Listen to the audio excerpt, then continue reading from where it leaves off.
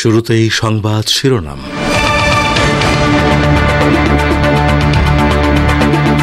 ইরানের প্রভাবশালী আলেম আয়াতুল্লাহ সৈয়দ আহমদ খাতামি বলেছেন, আমেরিকার সঙ্গে আলোচনায় বসা মানে অপমান মেনে নেয়া।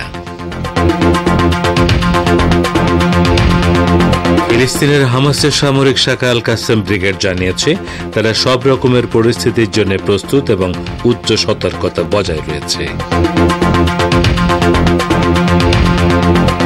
সিরিয়ায় সহিংসতায় এ পর্যন্ত ৭০ জনের বেশি নিহত, লাতাকিয়া সহ বিভিন্ন এলাকায় কারফিউ জারি। ইসরায়েলের বিরুদ্ধেও প্রস্তুত জনতা। এবং বাংলাদেশের রাজধানী ঢাকায় নিষিদ্ধ ঘোষিত সংগঠন হিজবুত তাহরীরের মিছিলে পুলিশের টিয়ার শেল ও সাউন্ড গ্রেনেড নিক্ষেপ, কয়েকজন আটক।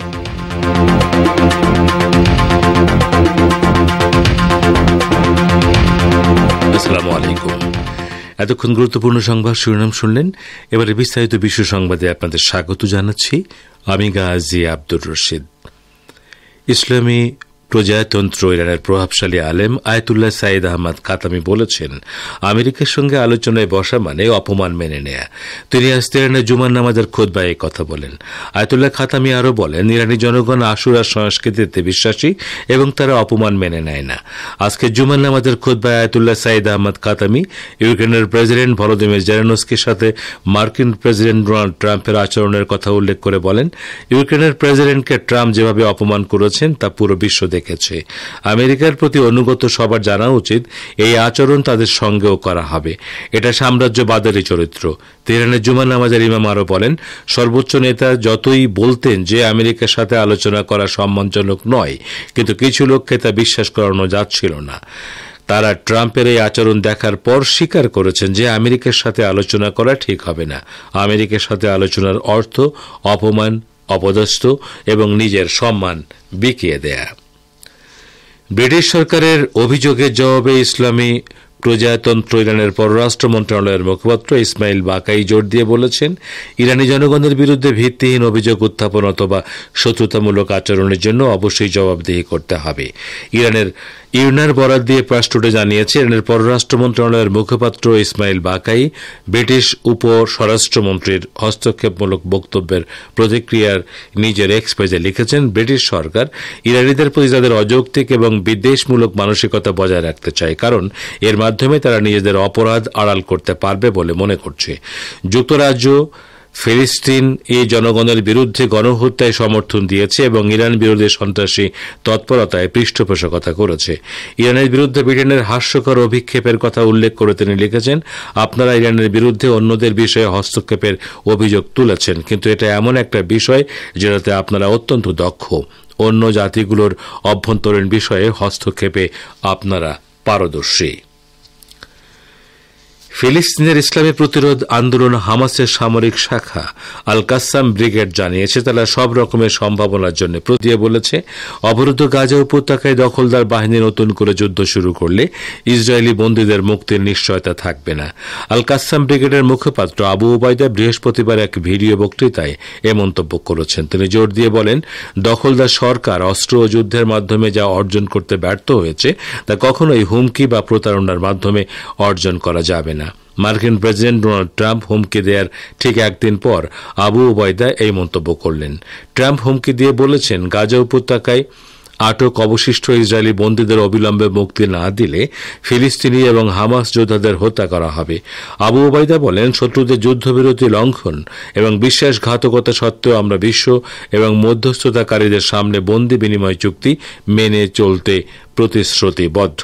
যে কোনো অজুহাত বাদ দিয়ে এবং প্রতিশ্রুতি রক্ষার মাধ্যমে আমাদের জনগণের রক্তপাত ঠেকাতে এবং চুক্তি বজায় রাখার সিদ্ধান্ত নিয়েছি আমরা। 19 জানুয়ারি থেকে শুরু হওয়া 3 ধাপের গাজা যুদ্ধবিরতির আওতায় ইসরায়েল হামাসের দীর্ঘস্থায়ী আলোচনার শর্ত মেনে নেয়। শনিবার শেষ হওয়া প্রথম ধাপে 8টি মৃতদেহ সহ মোট 33 জন ইসরায়েলি বন্দীদের মুক্তি দেওয়া হয়, যার বিনিময়ে ইসরায়েলি কারাগারে আটক প্রায় 2000 ফিলিস্তিনি বন্দীকে মুক্তি দেওয়া হয়েছে। তবে ইসরায়েল যুদ্ধবিরতির দ্বিতীয় ধাপে এগিয়ে যেতে অস্বীকৃতি জানিয়েছে। দ্বিতীয় ধাপে যুদ্ধের স্থায়ী অবসান, গাজা থেকে দখলদার সৈন্যদের সম্পূর্ণ প্রত্যাহার এবং সমস্ত বন্দীকে মুক্তি দেওয়ার কথা বলা হয়েছে। সিরিয়ায় আলাভি সম্প্রদায়ের লোকজনের বিরুদ্ধে সরকারের দমন অভিযানকে কেন্দ্র করে যে সহিংসতা শুরু হয়েছে তাতে এ পর্যন্ত ৭০ জনের বেশি নিহত হয়েছেন, আহত হয়েছেন আরও বেশ কয়েকজন। যুক্তরাজ্য ভিত্তিক সংস্থা Syrian observatory for human rights আজ সামাজিক যোগাযোগ মাধ্যম এক্সে দেয়া এক পোস্টে লিখেছে, সিরিয়ার সাবেক প্রেসিডেন্ট বাশার আল আসাদের অনুসারীদের সঙ্গে দেশটির সরকারি বাহিনীর সংঘর্ষে ৭০ জনের বেশি মানুষ নিহত হয়েছেন। এক্স পোস্টে লেখা হয়েছে, সিরীয় উপকূলে প্রতিরক্ষা ও স্বরাষ্ট্র মন্ত্রণালয়ের সদস্য এবং ক্ষমতাচ্যুত সরকারের বাহিনী সদস্যদের মধ্যে রক্তক্ষয়ী সংঘর্ষ ও অতর্কিত হামলার ঘটনায় ৭০ জনের বেশি নিহত হয়েছেন, আরও বেশ কয়েকজন আহত ও বন্দী হয়েছেন। লাতাকিয়াতে কারফিউ জারি করা হয়েছে। এদিকে সিরিয়ার বেসামরিক নাগরিকদের বিরুদ্ধে বেড়ে চলা সরকারি সহিংসতার প্রতিবাদে গণসমাবেশ অনুষ্ঠানের পর দেশটির সরকার বেশ কয়েকটি অঞ্চলে কারফিউ ঘোষণা করেছে। বৃহস্পতিবার রাতে উত্তর পশ্চিমাঞ্চলীয় বন্দরনগরী তারতুস এবং সমগ্র হোমস প্রদেশে কারফিউ জারি করা হয়। শুক্রবার স্থানীয় সময় সকাল 10টা পর্যন্ত লাতাকিয়ায়ও কারফিউ ঘোষণা করা হয়েছে। আলাভি এবং শিয়া মুসলিমদের ব্যাপক বিক্ষোভের পর কারফিউ জারি করা হল। এই দুই সম্প্রদায়ের লোকজন সরকারের সহিংস কর্মকাণ্ডের নিন্দা জানিয়েছে। তারা সিরিয়ার অন্তর্বর্তীকালীন সরকারকে দেশের পুনর্গঠনের চেয়ে ক্ষমতাকে অগ্রাধিকার দেওয়ার অভিযোগ করেছে। সিরিয়ার সুপ্রিম আলাভি ইসলামিক কাউন্সিল এক বিবৃতিতে বেসামরিক ঘরবাড়িতে বিমান হামলা এবং বাসিন্দাদের জোরপূর্বক বাস্তুচ্যুত করার মতো ক্রমবর্ধমান সহিংসতার নিন্দা জানিয়েছে। বিবৃতিতে সিরিয়ার নাগরিকদের সম্পত্তির ক্ষতি করা বা সাম্প্রদায়িক সংঘাতে জড়িত হওয়া থেকে বিরত রেখে শান্তিপূর্ণ অবস্থান কর্মসূচি পালন করার আহ্বান জানানো হয়েছে। পশ্চিম সিরিয়া সেনাবাহিনীর এক অংশ এবং নতুন সরকারে অন্তর্ভুক্ত পশ্চিমা সমর্থিত চরমপন্থী গোষ্ঠীগুলোর মধ্যে তীব্র সংঘর্ষের খবর পাওয়া গেছে। দক্ষিণ সিরিয়ার দারা প্রদেশের স্থানীয় বাসিন্দারা ইসরায়েলি সামরিক বাহিনীর অনুপ্রবেশ মোকাবিলার আহ্বান জানিয়েছেন। সংবাদ সংস্থা ইরনার উদ্ধৃতি দিয়ে পার্স টুডে খবর দিয়েছে, সিরিয়ার গণমাধ্যম জানিয়েছে দক্ষিণ সিরিয়ার দারা প্রদেশের আল হারা শহরের বাসিন্দারা দখলদার ইসরায়েলি সেনাবাহিনীর মুখোমুখি হওয়ার জন্য তাদের প্রস্তুতি ঘোষণা করেছে। শহরের বিভিন্ন এলাকার বাসিন্দারা ইসরায়েলি দখলদারিত্বের বিরুদ্ধে তাদের শহর রক্ষা করার জন্য একত্রে সমবেত হয়েছে। কয়েক ঘণ্টা আগে স্থানীয় কর্মকর্তারা মসজিদের লাউড স্পিকারের মাধ্যমে দখলদারদের মোকাবেলায় সমাবেশ এবং নিজেদের মধ্যে সমন্বয় জোরদারের আহ্বান জানিয়েছেন। ইরনার জানিয়েছে, আসাদ সরকারের পতনের পর থেকে ইসরায়েলি সেনাবাহিনীর দখলকৃত গোলান উপত্যকা এবং সিরিয়ার মূল ভূখণ্ডের মধ্যকার সীমানা অতিক্রম করেছে এবং দারা ও কুনাইত্রা প্রদেশের গোলান উপত্যকার কাছাকাছি অঞ্চলগুলো দখল করে রেখেছে। আপনারা বিশ্ব সংবাদ শুনছেন রেডিও তেহরান থেকে, আর প্রচারিত হচ্ছে বাংলাদেশ ও ভারতে শর্টে 25 মিটার ব্যান্ডে, এছাড়া বিশ্বজুড়ে ইন্টারনেট ও স্যাটেলাইটে।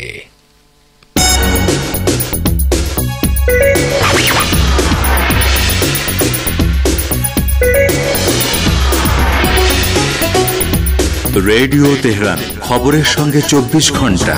ভিজিট করুন আমাদের ওয়েবসাইট parstoday.ir/dn।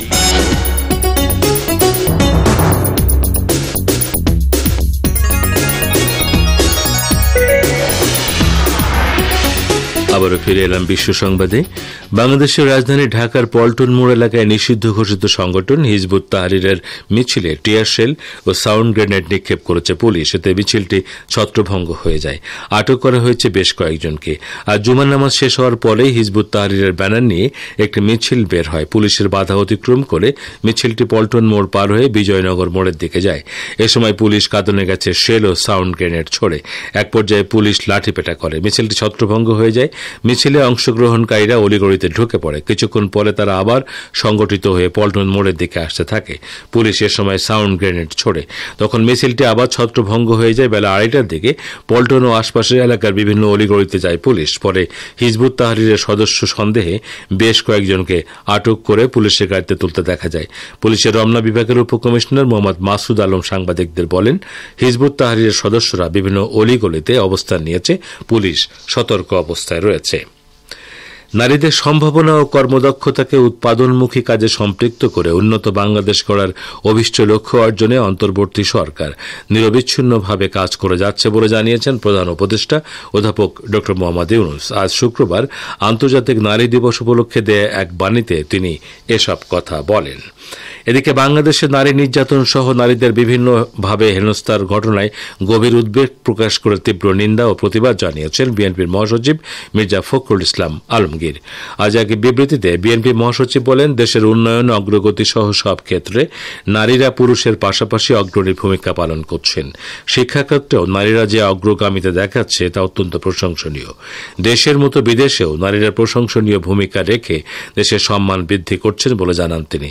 শিক্ষা প্রতিষ্ঠান সহ বিভিন্ন স্থানে ছাত্রী, নারী, শ্রমিক সহ বিভিন্ন পেশার নারীদের হেনস্থা করা হচ্ছে উল্লেখ করে মির্জা ফখরুল বলেন, ধর্ষণ ও নির্যাতন করে নারীদের হত্যা করা হচ্ছে। ফ্যাসিস্ট সরকার ক্ষমতাসীন হওয়ার পর থেকে এর ব্যাপকতা বৃদ্ধি পেয়েছে। আওয়ামী সরকার নারী নির্যাতনের বিরুদ্ধে কঠোর অব্যবস্থা নেয়নি এবং বিচারহীনতার কারণে নির্যাতনকারীরা আরও উৎসাহিত এবং বেপরোয়া হয়েছে, যা বর্তমানেও চলছে। মার্কিন প্রেসিডেন্ট ডোনাল্ড ট্রাম্প সরকার ক্ষমতায় আসার পর চীন, ভারত সহ কয়েকটি দেশের উপর পণ্যের শুল্কে বাড়ানো হয়েছে। অস্ত্রবিহীন এই শুল্ক যুদ্ধে আমেরিকার বিরুদ্ধে লড়াইয়ে এবার ভারতকে পাশে পেতে চায় চীন।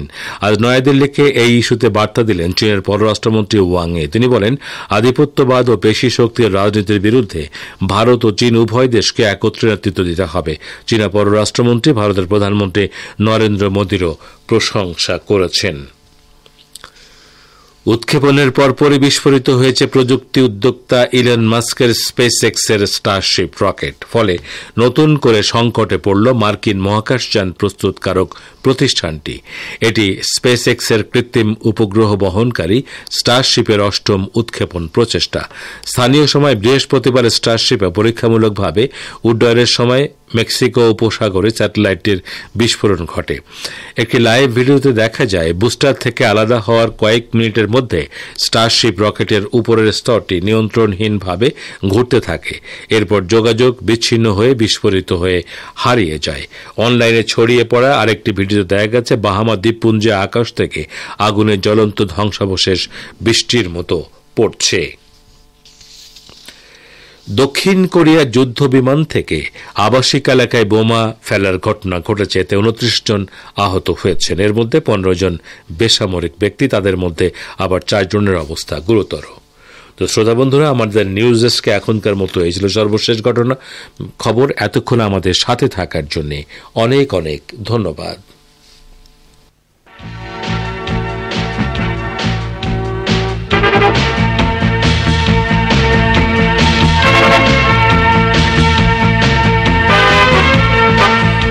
সংবাদ শুনলেন রেডিও তেহরান থেকে।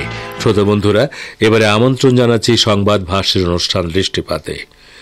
বিশ্বব্যাপী মার্কিন প্রেসিডেন্ট ডোনাল্ড ট্রাম্পের নেতৃত্বে যুক্তরাষ্ট্র সরকারের গুন্ডামি বা মোড়লিপনা নতুন করে উত্তেজনা সৃষ্টি করেছে। এ সম্পর্কে এখন রয়েছে আমাদের ভাষ্যকারের একটি পর্যালোচনা। শুনুন সহকর্মী রেজওয়ান হোসেনের পরিবেশনায়। বিশ্বব্যাপী মার্কিন মোড়লিপনা বেড়েই চলেছে। যুক্তরাষ্ট্র কোথাও নিজে সরাসরি হস্তক্ষেপ করছে, আবার কোথাও তার মিত্রদেরকে দিয়ে পরোক্ষভাবে ওই অঞ্চলে মার্কিন আধিপত্য বিস্তারের ক্ষেত্র তৈরির চেষ্টা করছে। এক্ষেত্রে তারা সামরিক হুমকি এবং অর্থনৈতিক নিষেধাজ্ঞাকে হাতিয়ার হিসেবে ব্যবহার করছে। এর ফলে বিভিন্ন দেশে উদ্বেগ উত্তেজনা তৈরি হয়েছে। বিশেষ করে তাদের প্রধান টার্গেট এখন পশ্চিম এশিয়া এবং পূর্ব এশিয়া। এছাড়া সম্প্রতি ইউক্রেন সংকটকে কেন্দ্র করে ইউরোপের সাথেও তাদের দূরত্ব তৈরি হয়েছে। উদাহরণ হিসেবে বলা যায়, ইয়েমেনের আনসারুল্লাহ আন্দোলনকে সন্ত্রাসী সংগঠন হিসেবে তালিকাভুক্ত করার মার্কিন সিদ্ধান্তের তীব্র সমালোচনা করেছেন ইয়েমেনের সুপ্রিম পলিটিক্যাল কাউন্সিলের সদস্য মোহাম্মদ আলী আল হুথি। তিনি জোর দিয়ে বলেছেন, সন্ত্রাসবাদ শব্দটি আমেরিকার জন্য উপযুক্ত। গাজার সমর্থনে ইয়েমেনি অভিযান সম্পূর্ণ বৈধ ও ন্যায্য।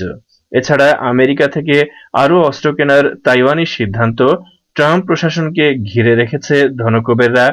তুরস্ককে ইরাকি ভূখণ্ড ছেড়ে যাওয়ার জন্য বাগদাদের অনুরোধ এবং আন্তর্জাতিক পরমাণু শক্তি সংস্থাকে নিজেদের স্বার্থে অপব্যবহার করছে বলে ইরানের মন্তব্য, পানামার সাথে বিতর্ক প্রভৃতির কথা উল্লেখ করা যায়। ট্রাম্প একজন মিথ্যাবাদী বলে পানামার প্রেসিডেন্ট মন্তব্য করেছেন। আমেরিকা পানামা খালের নিয়ন্ত্রণ পুনরুদ্ধারের প্রক্রিয়া শুরু করেছে বলে মার্কিন প্রেসিডেন্ট ডোনাল্ড ট্রাম্প যে দাবি করেছেন তা প্রত্যাখ্যান করেছেন পানামার প্রেসিডেন্ট হোসে রাউল মলিনো। বুধবার সোশ্যাল নেটওয়ার্ক এক্সে মলিনো লিখেছেন, ট্রাম্প আবার মিথ্যা বলছেন, পানামা খাল পুনরুদ্ধারের প্রক্রিয়া শুরু হয়নি। ভিয়েনায় ইরানি প্রতিনিধি বলেছেন, ইউরোপীয় ৩ দেশ মাসে মেকানিজম সক্রিয় করার অবস্থায় নেই। ভিয়েনায় অবস্থিত আন্তর্জাতিক সংস্থাগুলোতে নিযুক্ত ইরানি রাষ্ট্রদূত এবং স্থায়ী প্রতিনিধি মোহসেন নাজিরি রাজনৈতিক উদ্দেশ্যে আন্তর্জাতিক আণবিক শক্তি সংস্থার প্ল্যাটফর্মকে ব্যবহারের সমালোচনা করেছেন। তিনি জোর দিয়ে বলেছেন, ইরানের শান্তিপূর্ণ পারমাণবিক কর্মসূচির বিষয়ে প্রতিবেদন চাওয়ার কোনো আইনি ভিত্তি নেই। বুধবার আন্তর্জাতিক আণবিক শক্তি সংস্থার বোর্ড অব গভর্নর্সদের এক সভায় বক্তৃতা দিতে গিয়ে তিনি বলেন, ৩ ইউরোপীয় দেশ ২২৩১ নম্বর ইশতেহার এবং পরমাণু সমঝোতা লঙ্ঘন করেছে। ইউরোপীয় দেশগুলো নৈতিক ও আইনগতভাবে মাসে মেকানিজম সক্রিয় করার অবস্থানে নেই। এদিকে ইয়েমেনের আনসারুল্লাহ আন্দোলনকে সন্ত্রাসী সংগঠন হিসেবে তালিকাভুক্ত করার মার্কিন সিদ্ধান্তের প্রতিক্রিয়ায় ইয়েমেনের সুপ্রিম পলিটিক্যাল কাউন্সিলের সদস্য মোহাম্মদ আলী আল হুথি জোর দিয়ে বলেছেন, সন্ত্রাসবাদ শব্দটি আমেরিকার জন্য উপযুক্ত। গাজার সমর্থনে ইয়েমেনি অভিযান সম্পূর্ণ বৈধ ও ন্যায্য। আল হুথি আরো বলেন, গাজায় সাহায্য পাঠানো বন্ধ করা এবং শান্তি চুক্তি বানচাল করা মার্কিন সন্ত্রাসবাদ। আমেরিকার সেনেটর বার্নি স্যান্ডার্স কংগ্রেসে মার্কিন প্রেসিডেন্টের ভাষণের প্রতিক্রিয়া জানিয়ে বলেছেন, তিনি জাতিকে মিথ্যা খাওয়াচ্ছেন। স্যান্ডার্স এই প্রসঙ্গে বলেন, ট্রাম্প প্রশাসন ধনকুবেরদের মাধ্যমে পরিবেষ্টিত এবং সাধারণ মানুষ ও শ্রমিক শ্রেণীর প্রতি তাদের মনোযোগ কম। অন্যদিকে তাইওয়ানের উপ-পররাষ্ট্রমন্ত্রী ঘোষণা করেছেন, তারা আমেরিকার সঙ্গে ঘনিষ্ঠ নিরাপত্তা সম্পর্ক গড়ে তোলার জন্য ওই দেশ থেকে আরও অস্ত্র কেনার পরিকল্পনা করছে। এদিকে ইরাকের জাতীয় নিরাপত্তা উপদেষ্টা কাসেম আল আরাজি সেদেশ থেকে তুর্কি সেনাবাহিনীকে সরে যাওয়ার আহ্বান জানিয়েছের। তিনি আশা প্রকাশ করে বলেন, আঙ্কারা এবং পিকেকে গোষ্ঠীর মধ্যে শান্তি পরিকল্পনা সফলভাবে বাস্তবায়িত হলে তুর্কি বাহিনী এবং পিকেকের সদস্যরা উত্তর ইরাক থেকে চলে যেতে পারে। তিনি বলেন, আমরা আমাদের ভূখণ্ডে পিকেকে বা তুর্কি সেনাবাহিনী চাই না।